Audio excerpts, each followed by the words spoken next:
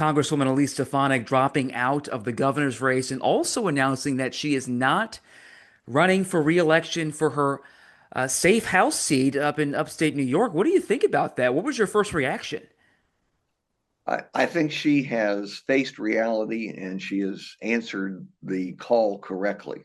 Reality is tough. It's unpleasant sometimes. The people who succeed in life know when to get off the stage. Everybody knows how to get on the stage. Uh, some people don't make it, but they know how to try and they know how to get on the stage and perform.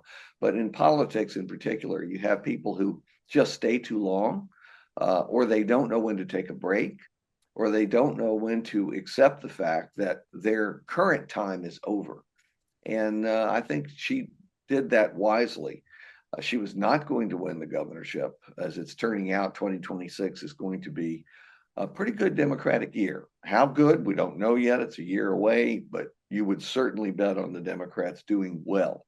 And in New York, which is not as democratic as it used to be, but still more democratic than the average, I would think it would be very unlikely that she would have been elected governor of New York. And Governor Hochul appears to be in pretty good shape, decent shape, better than I think people thought she would be a couple of years ago.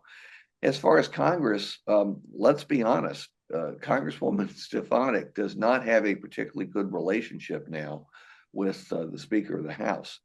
And while he could always be removed, and you never know whether his minimal coalition will survive even during 2026, much less in November of 2026, she is no longer a most favored nation, if we can put it that way, in Congress. So her future in the House was not bright. That is, she can hold a seat, she can cast a vote, but she wasn't going to be a major player of any sort. She also has not achieved the kind of accommodations that she had hoped within the Trump administration. We all know what happened with the UN, but I don't think she would have gotten anything significant beyond that from the Trump administration. So the doors were closing, the windows were shutting. Where was she going to go? She could have hung on, as so many people in Congress do after they've lost all influence and they really have no future. Or she could do what she's done, which is to go ahead and close the windows herself, close the doors herself, move off the stage, do something else, maybe come back politically at some point. When and how and for what position, we can't say. Life is crazy. Politics in life is even crazier. So we'll see what she does, but this was the right decision for her because she has no future right now politically.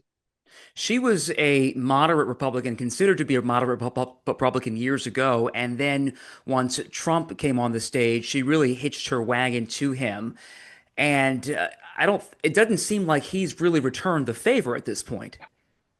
Well, there are all kinds of personal relationships and conflicts that develop, and it's tough to stay on Donald Trump's good side unless you're right there and 100% in favor of him no matter what he does. He can say, day is day, and you say absolutely, and then he says, it's not day, it's night, and you say absolutely.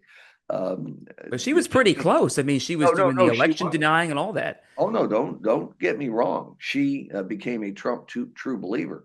She reminds me a bit of Marjorie Taylor Greene, different styles, but the same way both of them hitched their wagon to Donald Trump's rising star. It's just that we've never had a rising star like Donald Trump because it rises, it skyrockets into the firmament, and the next day it's gone entirely. It's turned to stardust.